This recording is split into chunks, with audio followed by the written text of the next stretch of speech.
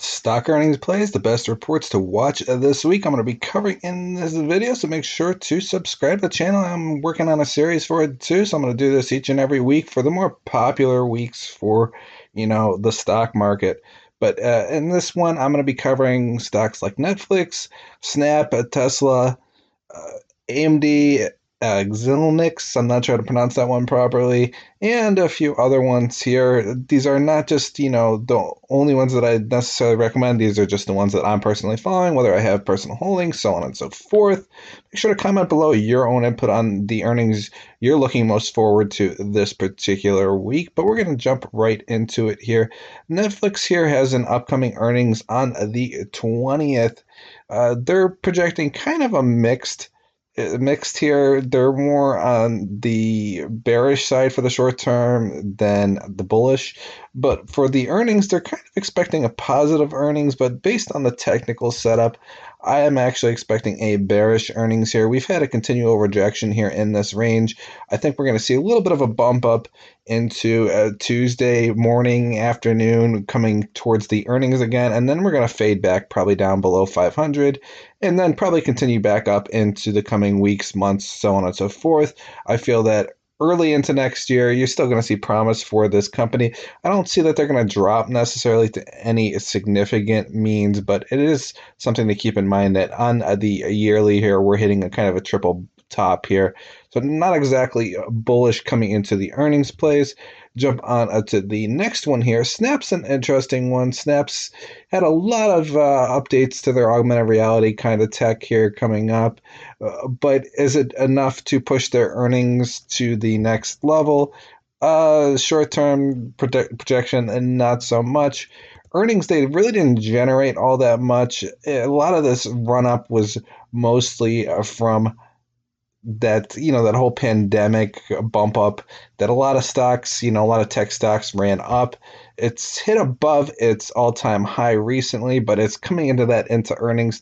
Not exactly a positive sign for Snapchat. That doesn't necessarily mean they won't. If they beat earnings, they can have a nice explosion and a very, very good gap up well above their all-time highs back in their IPO open back in 2017. So there is potential promise for Snap, but going in and earnings at an all-time high, probably not the best sign. And then we have Tesla here. Tesla, obviously, a lot of speculation on how well their earnings are going to do. This is a relatively large company at this point. The projected analysts have a mixed short-term bearish, but more intermediate and long-term bullish. A lot of expected growth, kind of expected bad earnings on the annual here based on earnings whisper. My personal opinion is that, they recently did a 5-for-1 split, so they're trading at $440 times that split, or that's kind of an obscene evaluation if you think about it. Just looking at their PE ratio, the stability of this is not going to end very well for Tesla holders. Just my opinion. I feel that we might actually see positive earnings overall, might bump it up a little bit more. The technicals seem to indicate that we might be seeing a breakout potentially soon. How that's going to go, I guess we'll find out. Personally, on a swing, a long-term basis, I would project closer to the 300 to 400 range, and then we're kind of probably going to see into the coming years similar to what it was doing, on the overall previously prior to 2019, 2020, where it was mostly flatlining. I think we're going to see that again here in the coming years because there isn't going to be as much growth, as much hype and hope for Tesla. But I don't see it collapsing all the way back to the hundreds or whatever, But we'll see how that progresses. Jumping on to the next one, Xilinx. Xilinx here, basically, the only reason that I'm even interested in watching it is essentially because of the association with AMD. NVIDIA had this big contract with the ARMS deal, so on and so forth. So AMD is trying to compete with that for the market share.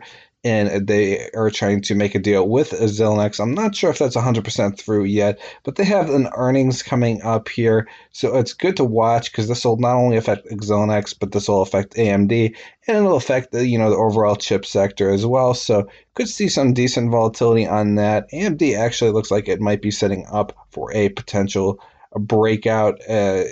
We'll see how that progresses, but I like it on the weekly and the monthly. It's looking good to break out potentially Xilinx. So if that earning is good, it's going to look good for AMD too. Both should kind of run up nicely. I think AMD liquidity wise, it's a little bit better off to play that one for the earnings of Xilinx, even though AMD isn't reporting earnings that day, just to give you guys an idea.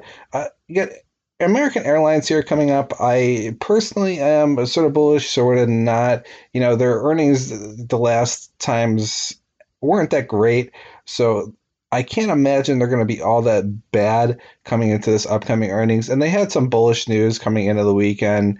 They're going to be redoing some of their airline planes. I think it was the 737, something like that. Could be getting that wrong, so don't quote me on that. But they're basically going to be coming back in December for more flights and things like that. And then in the early next year, as pandemic and everything cools off or whatever, however you want to interpret it, essentially there's going to be more people riding on airlines and cruises. And even for holidays, people are still going to have to fly to so and so location to visit family and friends. They're still going to be taking, these different means of transportation. So the transportation sector should see an overall bump up coming into the end of the year for the holiday season, then maybe a cool off into early next year, then continue back up. Technically wise, it's not looking too bad. American Airlines isn't one of the bigger movers, so watching the airline sector in general, but you could see between 20s and 30s coming up back here into a year or two. I don't see it happening in its earnings. I would say that we might see retest upwards of the 15 plus range, assuming it has a good earnings. And then if it does, it might even break out to upwards of 20, but then probably fade back down. I don't see it gapping up necessarily quite yet, but from a historical standpoint, it's quite low on its chart.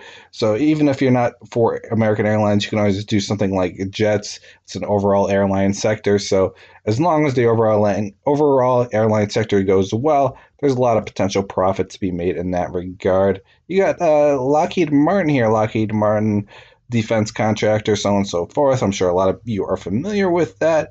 Kind of a mixed earnings. Short-term price, they're expecting lower. Intermediate and long-term, they're expecting bullish. They're expecting everything to be kind of green into the earnings, which is a very good sign for Lockheed Martin. I hold Defon, which is a defense ETF. It's a 3x leverage. So if limit here or Lockheed Martin basically goes in, has a nice earnings, has a nice little bit of a setup here for a potential breakout, we could see a nice spike above of 400 plus, and that'll spike up Defon as well. It's DFEN. If you guys are curious, you can check it out. But these are some of the earnings that I was looking forward to. This last one I'm going to be covering is IBM. IBM had an interesting kind of a split deal, so on and so forth. They're kind of splitting up their company a little bit to give more benefit and more growth and kind of an expansion kind of news there. So you might see a bit of a bump up and good earnings on this. Usually it doesn't really trend that well, and all the growth expectancies are kind of low.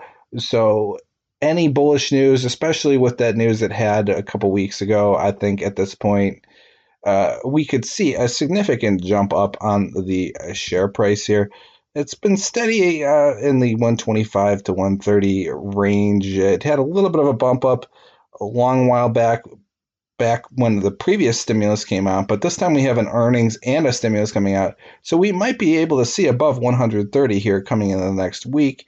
Relatively wise, it's not a big mover. So if you don't get that big move, your options or your holdings will get crushed pretty quickly, depending on how you're playing it. If you're just playing it as a shares play, it's a pretty safe bet for the weeks, months.